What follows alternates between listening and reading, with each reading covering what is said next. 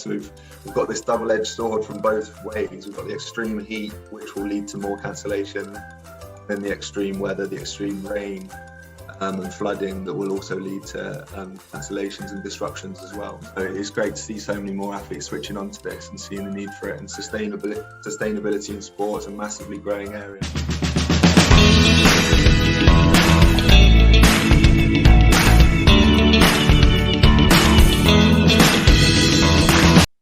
Hi friends, welcome to Change Started, to our series Change Trails.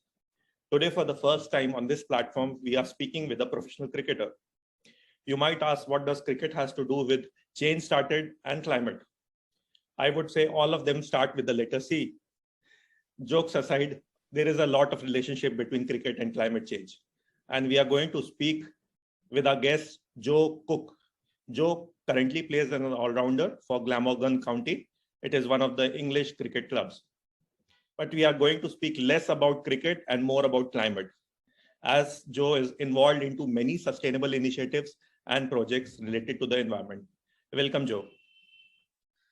Thank you. Thanks for having me. We know that you are a passionate sustainability follower, but what was the biggest trigger point, or what was the biggest motivation for you to enter this? So before I was a cricketer, I was studying at university in Durham in north of England, and I studied earth science a lot. So I ended up doing a lot of climate study and learning about the stark picture that scientists are painting of our future. And I was lucky enough to do a dissertation where I connected the way the climate will change to our favourite cricket, and again kind of found a stark picture and how it's going to affect the game. How extreme weather can lead to, will likely lead to disrupted games, lots more cancellations, disrupted gameplay as well. So it was a real kind of eye-opener for me, because that was my personal connection to the problem, to the sport I love and how it's going to be affected by this massive problem.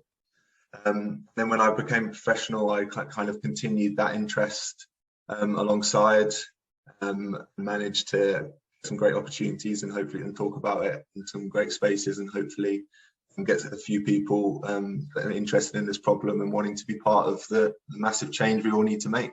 Cool, awesome. So so what year was it when you were doing this course? 2018, I think, was when I finished. So four years ago now. Yeah, you were 20 then, right? So at the age of 20, what was that trigger, or what was that connection that happened that you thought that, let me study more about it? Was it just whatever you were seeing around, or was it more personal? Yeah, it's definitely very personal. I think when I was kind of learning about this problem, as you grow up, you see it as something very in the future, something in the end of the century kind of thing. And then when you actually delve into the science, and I've had a quick skim read of the IPCC report that came out this week, but I haven't read it fully, realized that this problem is not something that's in the future, and I've been guilty of thinking that it's going to be it's a long way away, we don't need to deal with that yet, and we're guilty of doing that, and it's such a slow burning problem that's happening almost every day that I realize we need to deal with it now. It's happening now. I can even point to last summer in England, where we were actually lucky enough to not get the worst effects of climate change. But we had a month last summer in May where we hardly played a game. The rains came in, really abnormal weather that we'd never seen before, and we hardly played much cricket. And then we also had a summer flood at the end of last year, where there was pictures of Lord's cricket ground underwater. So it just highlights the real need for action now, and the fact that it's happening now. And it's great to see cricketers like Pat Cummins talking about it and starting initiatives in Australia, where the effects are a lot worse. And the game's been affected for the last few years as well. If you see other sports like football or hockey, they can possibly still be played in rain or bad weather. But cricket is one such sport that has a lot of relationship with weather. If it is too hot, then pitch can behave differently. If it is raining, obviously you cannot play much, and matches get called off. And then there is infamous Duckworth-Lewis system, which sometimes works and sometimes doesn't work. So cricket has a lot of love and hate relationship with weather and climate.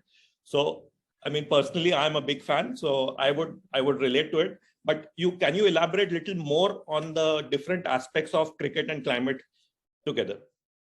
Yeah, so that's it.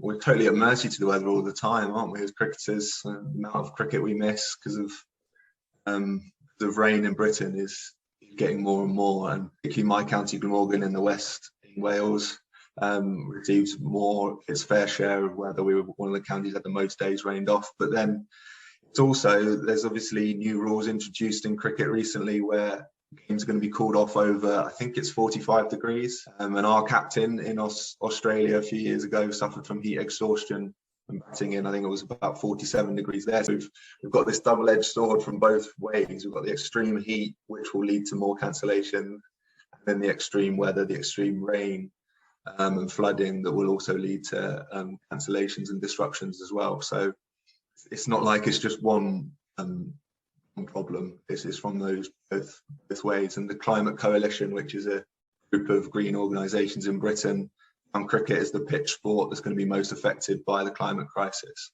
So with the exception of those winter sports that of very obvious connection, we're going to be the sport most affected. So that's a shame because, you know, we all love cricket so much, it's such a great sport, and we don't want that. I cannot see any other sport being so related with climate and environment. I mean, there are so many connections between cricket and whatever is happening. I'm sure other sports do get impacted. I mean, this year, Winter Olympics was happening in artificial snow, if I'm not wrong. Yeah. So yeah, I mean, there are other sports which has an impact, but cricket for me is definitely one of the top ones, which has a direct relationship with climate. And that's why you see people like Pat Cummins, you mentioned, even Virat Kohli invested in one of the plant-based meat company in India. Then there is Kevin Peterson talking about rhinos and wildlife. So cricketers are doing their bit, but do you think a lot more needs to be done? And as a cricketer, as you are a cricketer, you are current, I mean, cricket player. So you feel that cricketers need to speak more about it?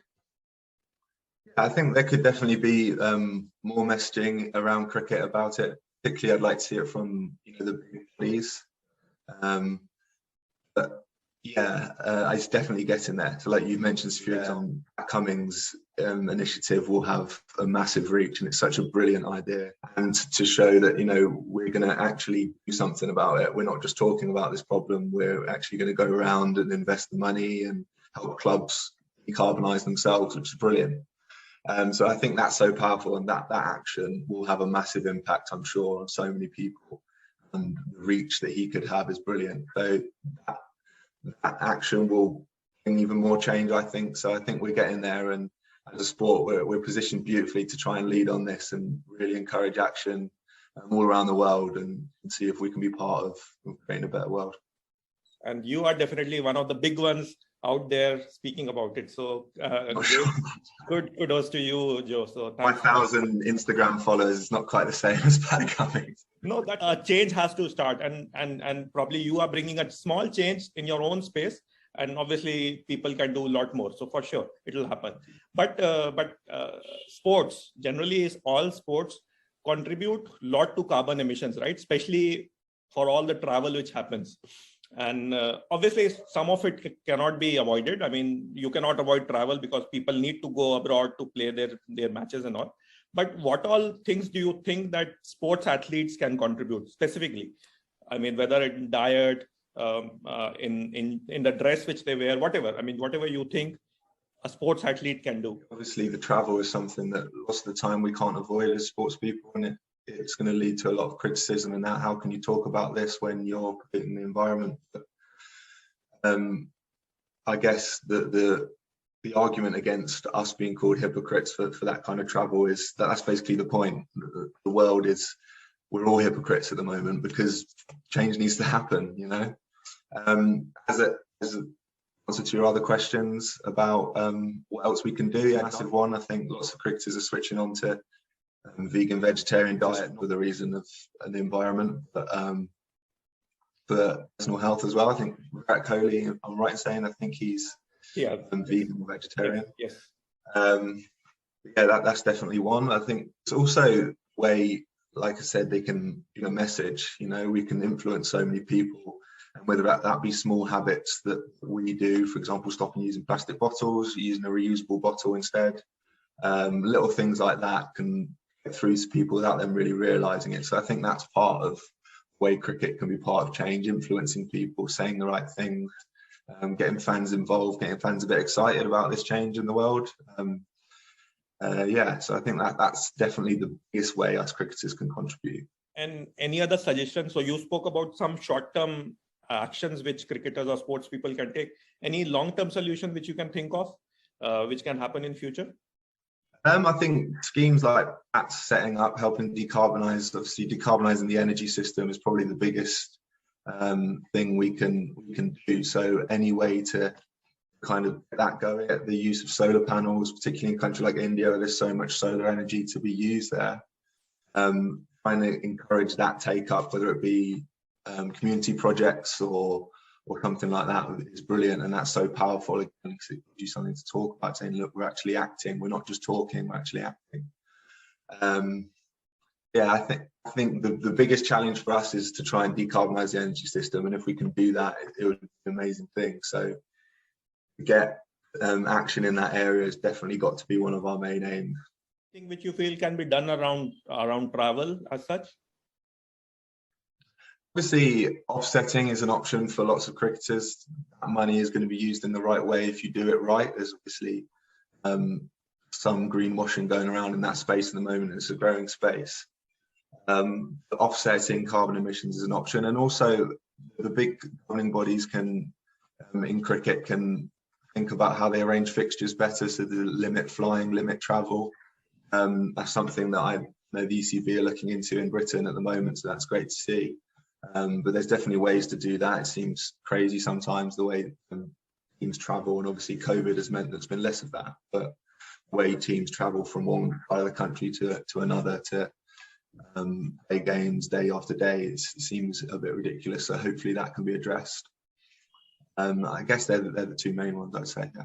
Yeah, I agree. I mean, absolutely. Because I also personally see, I mean, the way how the system works, and especially in big country like India, and even in England, I mean, it's a huge country, right? And if there is a domestic cricket happening, can it be like concentrated in few areas where domestic cricket can think of solutions where we can reduce the travel. So let's see how that goes. You have been part of many initiatives, right? So you are associated with many sustainability movements as well. Speak about it. So there's various things that I've been involved in, lucky enough in my short career so far.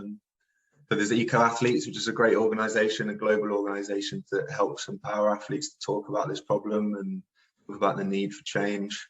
I work with a great company called Hilo, which is creating trainers out of Hilo Athletic. They're actually called, creating trainers out of renewable materials, materials that can be not going to go to landfill and pollute the environment. So that's great, and they're also way more carbon efficient than other trainers as well.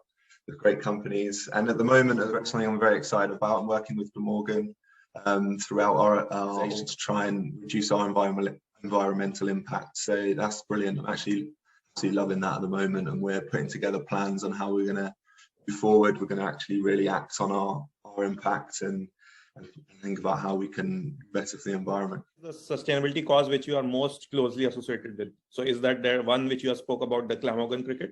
Is that the one? Yeah, definitely. I think that's something I'm very invested in at the moment. We're really trying to act on it, and it's great to see with the club really committing to it, and the players as well. I sent out a questionnaire recently to the boys and got some very positive feedback from us as a group of players. So we're all behind this, and we really realise the need for action on this. So great to see. Awesome. So how many other players you were able to convince to get into this movement or in this direction, or start thinking in this direction?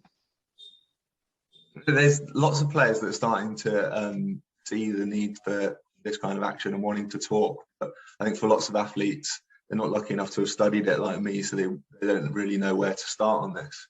But within our team, there's quite a lot of conversations that go on every now and then when they're not taking the mickey out of me, which they do sometimes. But it's great to see so many more athletes switching onto this and seeing the need for it. And sustainability in sports, a massively growing area. There's some brilliant organisations, Sport Positive, BASIS, which is the British Association of Sustainability in Sport, and a company called MyKai I'm working with at the moment, helping athletes try and actually act and help instigate change again. So there's some brilliant organisations. It's a growing area, and it's something that hopefully is going to actually have a big impact. Yeah, I mean, even individual like you can make a huge difference. So thanks to you and kudos to you for taking this up. So I saw you in one of the BBC videos where you were going to supermarkets and telling about there should be doors in the refrigerators which they keep, right, in the supermarkets. So can you speak about it? What was it about, and how did it help? I often forget that. That's something that's ongoing at the moment. Yeah, so I work with Friends of the Earth, which is an environmental charity in the UK, and Friends of the Earth Cymru, which is the Welsh version. And we're really trying to push supermarkets in the UK to put doors on their fridges. So we did some calculations and found out that energy usage in fridges in supermarkets in the UK is equivalent to 1% of all of the energy usage in the UK, which is a crazy amount. We found that around 700,000, the equivalent of 700,000 homes' use of power could be saved if we were to make this change by putting doors on fridges. It seems a no-brainer.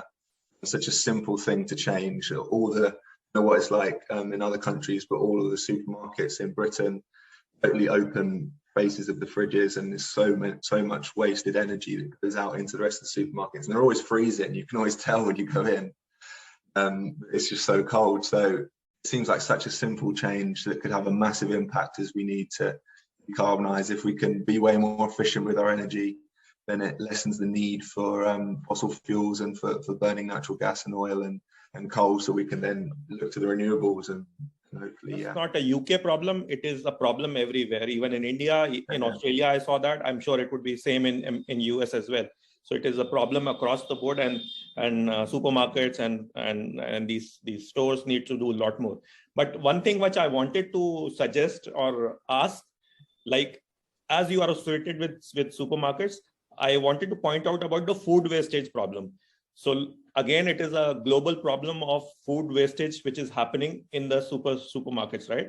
So I mean, as you are associated with them, I think you should give them a shout out that there needs to be something needs to be done there.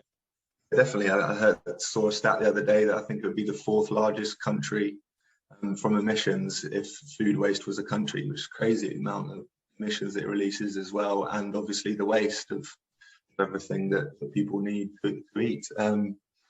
Yeah, so supermarkets, I obviously don't have any direct influence with them yet. That's the aim. We need to try and get this talked about more. We're trying to see if the Welsh government can help us with this as well, and then potentially the UK government, and see if we can get this going. But it's been a tough journey so far. I've been trying this for almost 2 years now, and got a little bit of interest from the BBC Wales, so thanks to them, but not getting too much more. But the issue of fridge doors is another one that can contribute to food waste reduction, because the colder the fridges are, which they will be if they're shut, the better the food will be kept, and they'll lead to less waste being thrown away and less having to be not being chosen by the customer, and definitely lead to a reduction in that as well. Absolutely. And even the plastic waste which happen in the supermarket, I mean, that again is a big problem, right? So yeah, I mean whenever you get an opportunity, you don't have a direct influence, but at least you are involved in that direction, right? So I mean, just as a outsider, if you can take this word and share it with them, it would be great. So Joe, you are still very young in your cricketing career. You have miles to go. I'm sure you will continue playing till a long time. But do you have any future plans? Do you think that you want to do something concrete or big in sustainability and environment? Yeah, definitely. I've obviously got big plans in that. For now, it's focusing on this with Glamorgan, see if we can have a really big impact with them, and if we can push towards becoming net zero in the next 20 years. So that's my immediate goals. But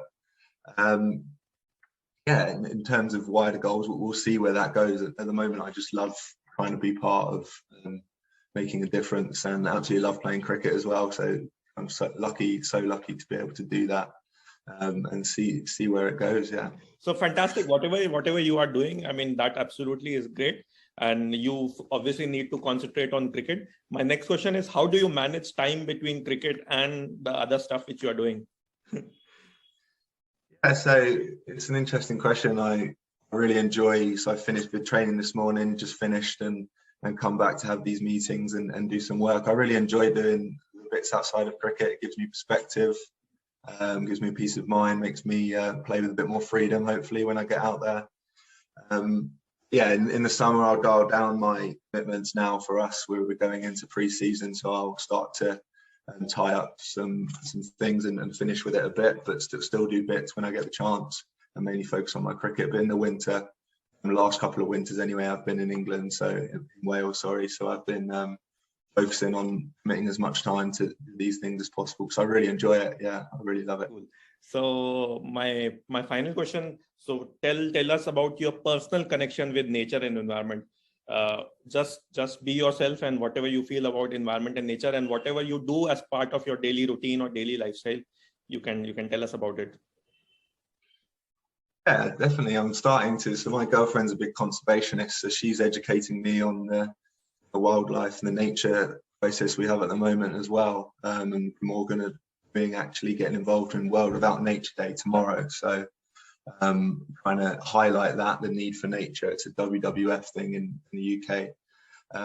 Yeah, for me, nature's so important. You know, not just for the climate crisis and the connection to that, or the carbon that it can suck in, and it's our natural defense against climate change. But also for my mental health. Every time life gets a bit too much for me, like it does for everyone, I need to get into nature, listen to the sounds, and it relaxes me, and then it enables me to feel a bit more content and happy as well. So many ways that nature is so important to us as well, and it's connected to this climate crisis so much, and this innovation in that area starting to come, and we're rewilding lots of space in Britain, which is great to see. But so much more needs to be done. Anything specific do you follow in your daily life routine?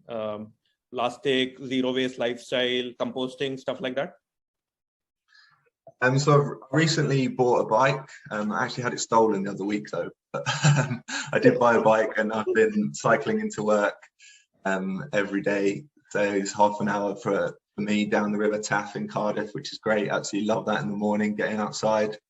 So the last 2 weeks since it's been stolen, I've been walking in, which I really enjoy as well, which is definitely important to me. I try and, in my personal life, I'm a vegetarian, so I don't eat any meat. I try and buy as little plastic as possible, try and buy sustainable clothes where I can, try and avoid fast fashion because of all the humanitarian problems with that as well, not only the climate crisis and environmental issues.